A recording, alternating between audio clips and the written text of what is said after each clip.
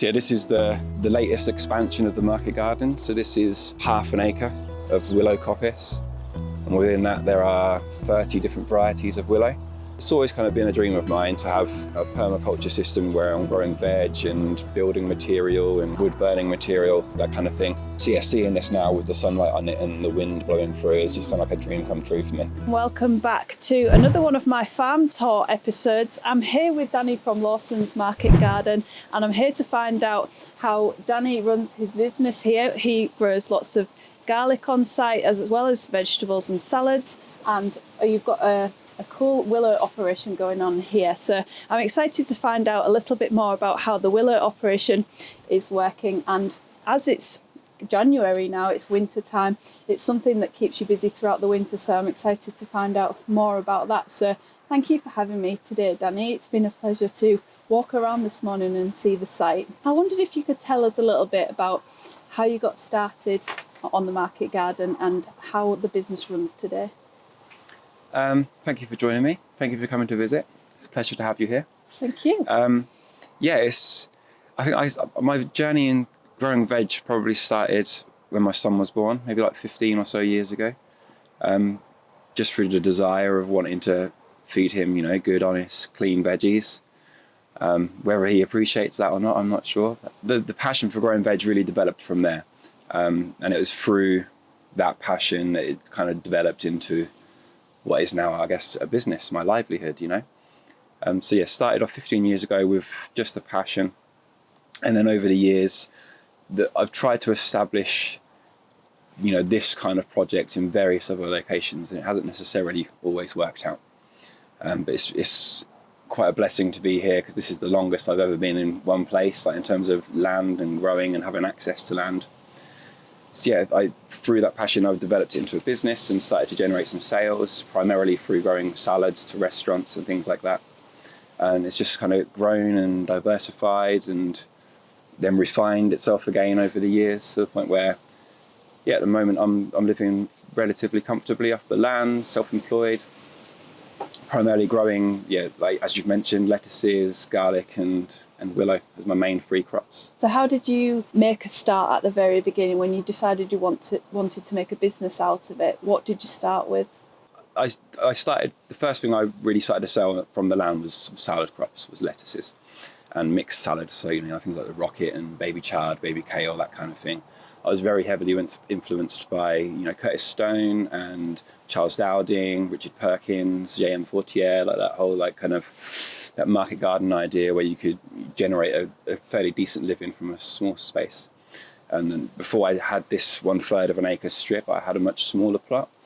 I started growing primarily lettuces and a few baby root vegetables, and then I started to approach small little cafes, restaurants, with the hope of, taking them on as customers to sell salad to. And from there, I guess it's built up over the years. Customers have, perhaps told me what they wanted and trying to find that happy medium of what they want and what I can grow and what's worthwhile growing. In previous years, there's been a wide focus, I guess, in terms of what I've grown. Mm-hmm.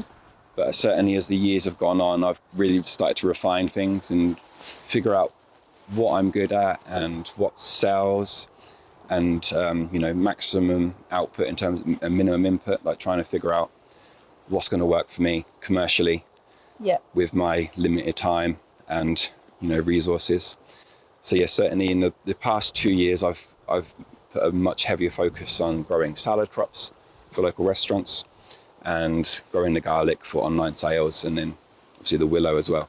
So I think perhaps my plan for next year is to almost split the garden into 3. So I'm just doing garlic, salad and willow. And in the peak of the season, I can sell probably 20 kilograms of salad every week. But I have found over the years that the salad is a good earner. I've got a couple of restaurants that buy off me regularly, and they're quite happy for me to take a break as well in the winter. Okay. So they're happy just to take it off me spring, summer and autumn. Then they go back to their other suppliers, and then they come back to me again in late spring. Yeah. Which is really nice, so it's a nice relationship to have with the chefs.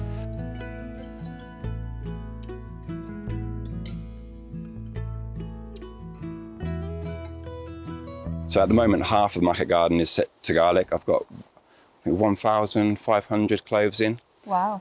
My goal was to do 2,000, but then I'd run out of growing space. Yeah. So yeah, just 1,500, and I sell that primarily as seed garlic online. Okay. And then we have enough for ourselves, like our own year's supply, and then obviously enough to keep as seed as well. You said that you were selling the garlic as seed garlic. Mm-hmm. So would you harvest it at the same time that you would do if you were going to eat it? Oh yeah, sure. So the what kind of determines whether it's seed grade or not is the size and the quality. Right. So because I've been seed saving for 7 or so years now, the variety is really quite happy here, and it's done really well. So in the past 3 or 4 years, especially, the seed garlic is, I get some apple sized, and I sell that at a premium. But it's all harvested at the same time. Okay. It's all harvested in the same way. It's all dried and cured in the same way. Okay. And then I'll go through and grade it in terms of whether it's going to be platted into a braid to sell, or for us to store in the kitchen, or whether it's good enough to sell as seed. Over the years, you've kind of started off growing a variety of things. You've tried to niche down a little bit and grow a few specific crops that suit you and suit your customers. Why have you decided to kind of narrow those down to those few items? Okay, so yeah, I think the main 3 crops I grow are salads to restaurants, garlic, which I sell primarily as seed garlic online, and then willow as a crop that I sell as cuttings, or also to use through teaching workshops in this space as well. So it's, I'm also growing lots of large willows, so I can create fencing and screens like this throughout the winter. Yeah. And I found that those 3 crops, they grow successfully for me here. It fits in throughout the natural rhythm of things throughout the year. So the lettuces are fairly intensive through the spring, summer and autumn.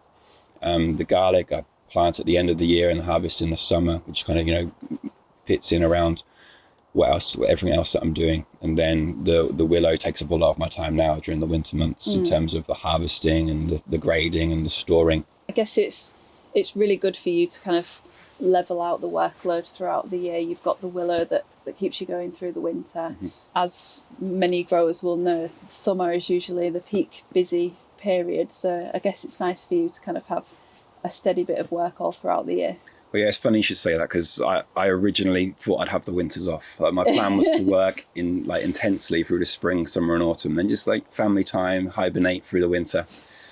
But yeah, it didn't really work out that way. I'm kind of just busy all year round now. Yeah. And I like to be busy. I like to work with my hands and be outdoors. So I wouldn't really have it any other way. Yeah. So yeah, this is the latest expansion of the market garden. So this is currently half an acre of willow coppice. And within that, there are 30 different varieties of willow, ranging from some very small basketry varieties, which don't really exceed 3 foot, up to some very large hybrids at the back, which can get up to about 16 foot in a year. And that's primarily going to be for fencing for the hybrid, larger material, and then the basketry with the smaller bits at the front here. So where did the inspiration for the planting all of the willow come from? Because it's kind of an unusual sideline, I guess, for a market gardener to have. There's always been an idea in the back of my mind that it would eventually happen.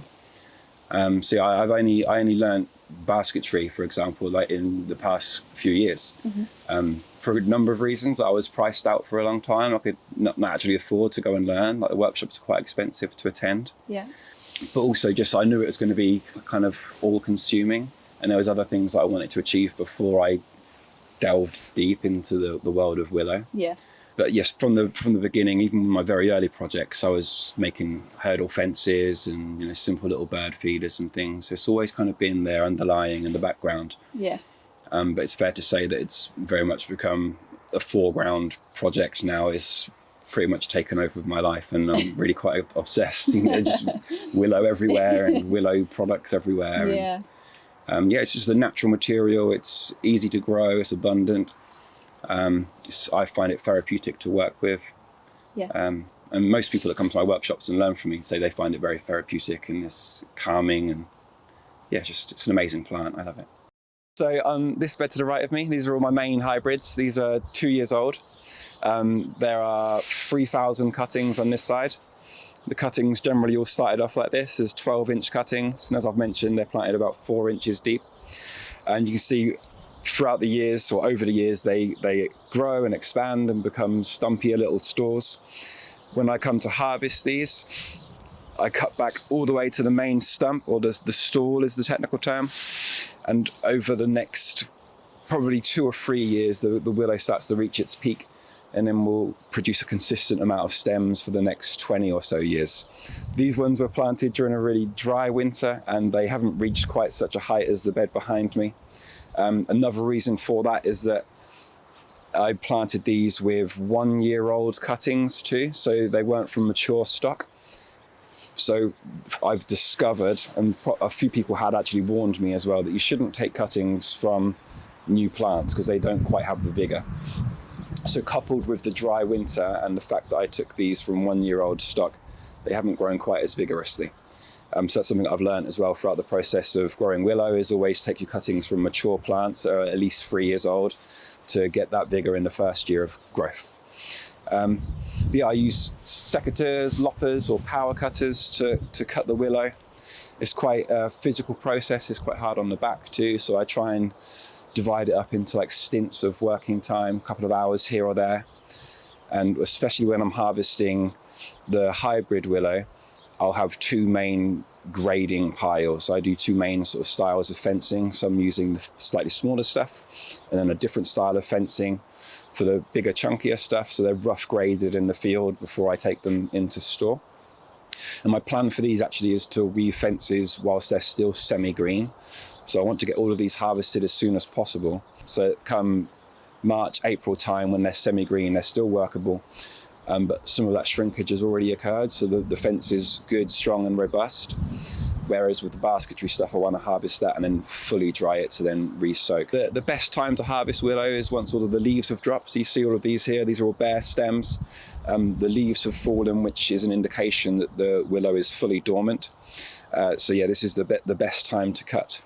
If you were to cut sooner, then the wood probably still has quite a lot of moisture in.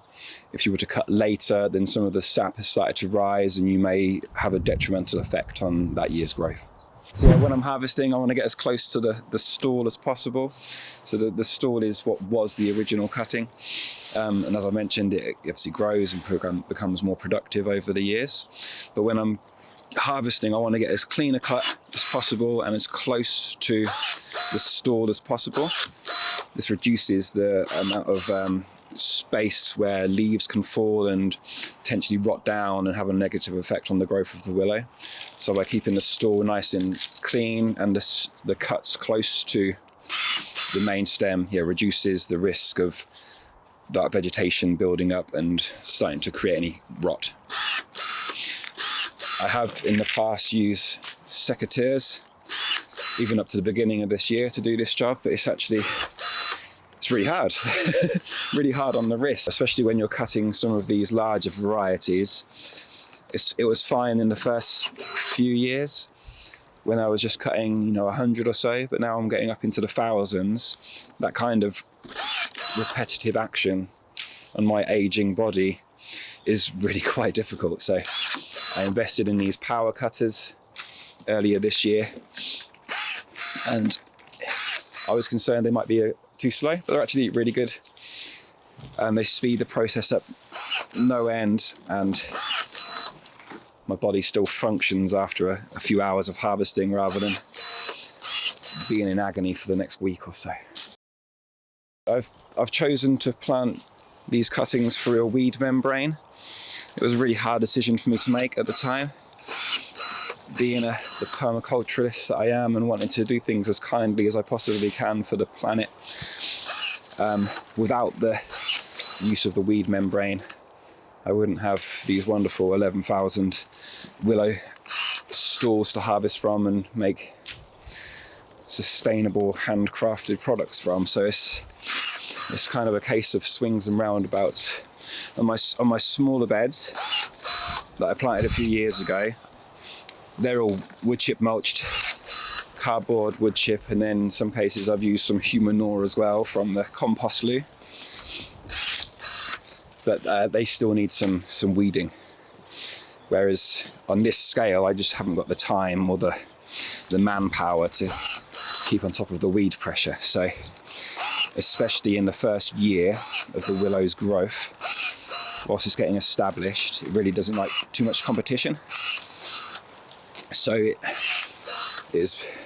I believe it wouldn't have been quite so successful without the use of this weed membrane.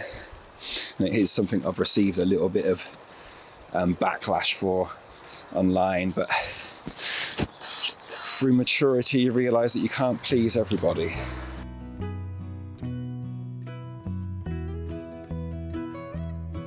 So once the willow is harvested, it has to be graded and then stored somewhere dry throughout the winter.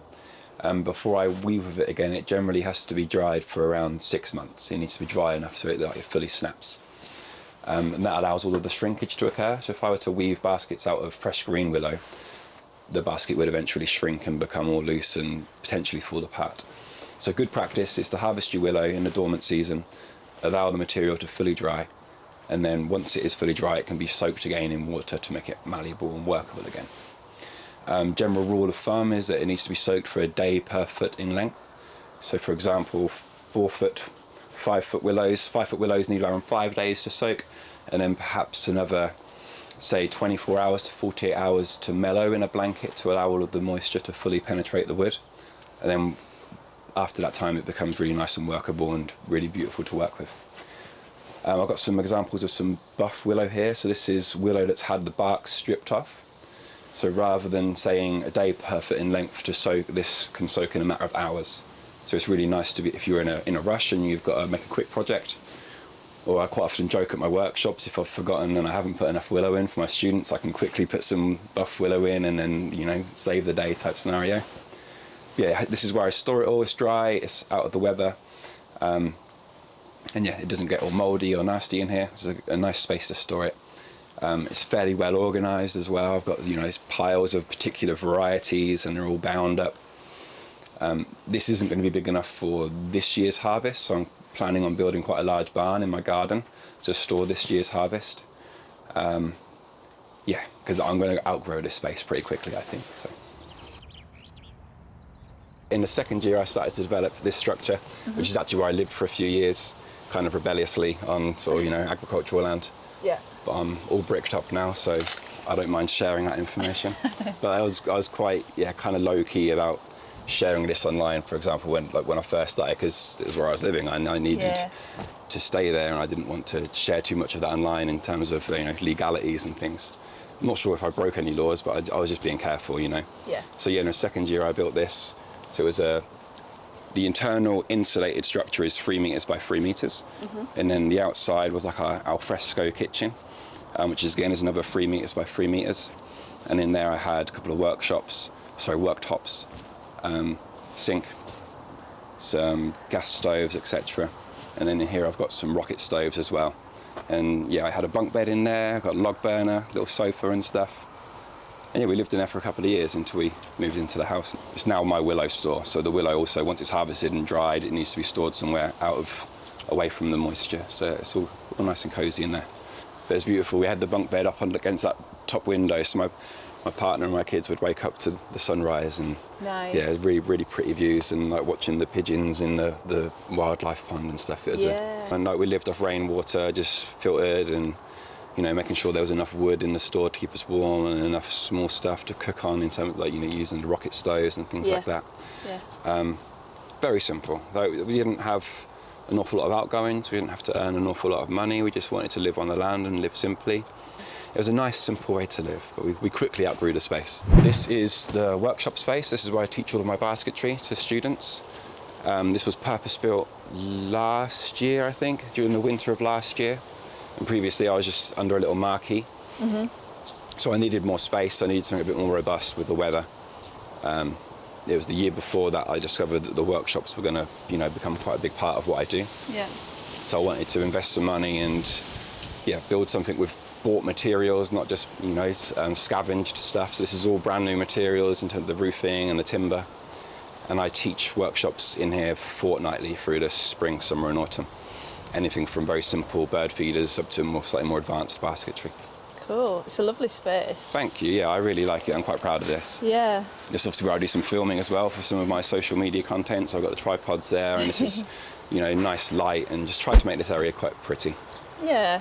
but still very simple. Yeah. And it's not finished. Same as most things on the farm, there's, you know, various stages of completion. Yeah. So yeah, this is, I would say, maybe it's stage 2. Like, it's got the roof, it's got some walls. There will be some more walls. I'm thinking of putting some windows in as well. Yeah. Just trying to make sure I keep that balance of nice and light and open and airy, but also on those cold, windy, rainy days, like, there needs to be some kind of shelter so Yeah. students don't go home shivering. Yeah. Yeah. But no, this is where most of my baskets are made at the moment, and yeah, it's a really nice space to be in. And you can kind of see the willow plantation from here as well. Yeah, which so is that's nice like a to talking see. point. Whilst people are like, yeah, here playing with sticks, they get to see where it's all come from. If you work in here quietly, you're visited by the, you know, the blue tits and the long-tailed tits and the robins and stuff on the bird feeders. Okay, so we're going to have a go at making a little wind winder or wind dancer, whichever you want to call it. I am using some fairly old willow here, so I'm hoping it's still going to be workable and not going to snap. But if it does snap, that's my excuse covered. So I'm going to start with 7 stems that are all the same length. I'm going to start with the butt end, and I'm going to bind them together. So to do that, I'm going to introduce a dummy stick, and then I'm going to incorporate a binder as well, a separate stick that I'm going to use to tie them all together. And then I'm going to wrap the binder around the dummy stick and the 7 butt ends of the rods I'm going to be weaving.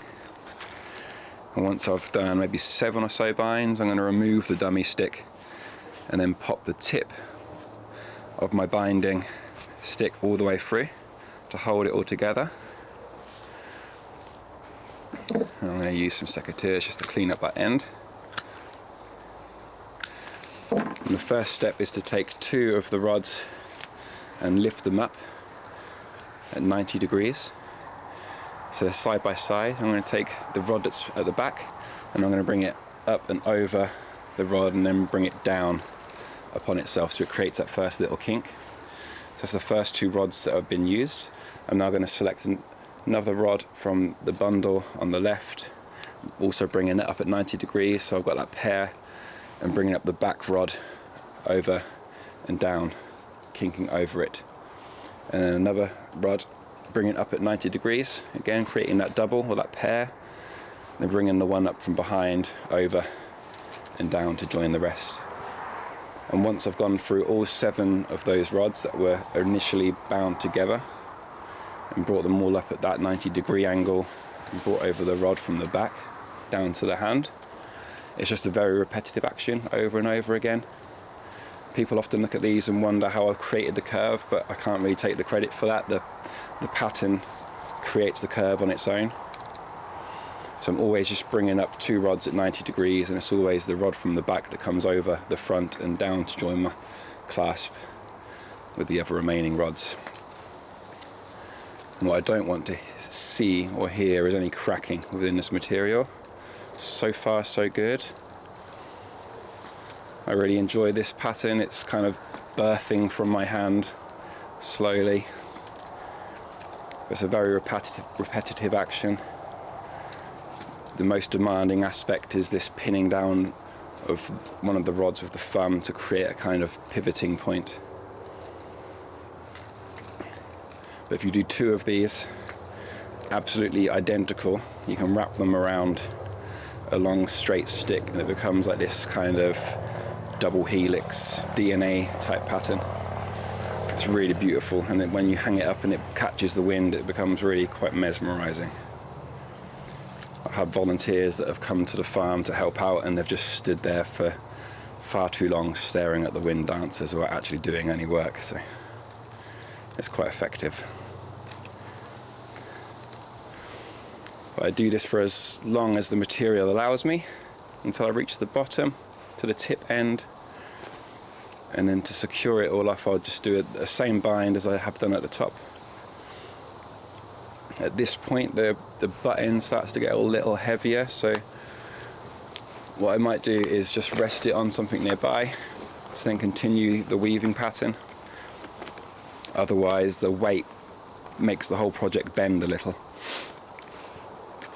and it becomes, well, the pattern changes a little bit. You get variations in the pattern which aren't quite as pretty or as consistent.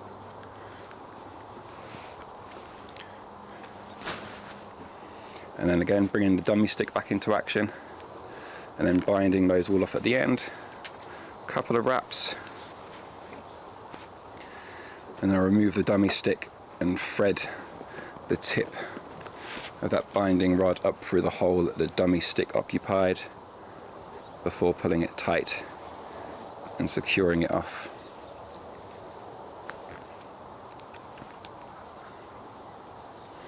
Okay, that turned out okay. And you can leave these long and wispy, or you can snip them off and clean, entirely up to you. Dangle it from a tree. Ta-da! So Danny, thanks so much for having me today. It's been wonderful to have a tour of your plot and find out all about the world of Willow. It's been really fascinating. I thought I knew a fair bit about Willow, but I've learnt a lot today, so thank you for the tour and showing us what's what. Yeah, it's my pleasure. And I wondered if you could point us in the direction of where people can find you online. I know you've got Instagram, Facebook, TikTok, YouTube even. Yeah, I'm trying to have a go on all of them. So I'm quite active on Facebook and Instagram, and then recently I've got TikTok too for the kids, and then YouTube as well, because I wanted to do some slightly longer format content as well as some tutorials. So yeah, I'm at Lawson's Market Garden on all of those platforms. And then my website is under construction. I'm hoping to have my website updated by the end of this month. And on there, there'll be an online shop for baskets and also for some digital online courses too, in terms of the basketry. Cool. So I'll put the link down to Danny's websites and social media in the description below. And I'll also put a link to the playlist where you can find all of my other farm tour videos. So thank you again for watching this video, and I'll see you again on the next one.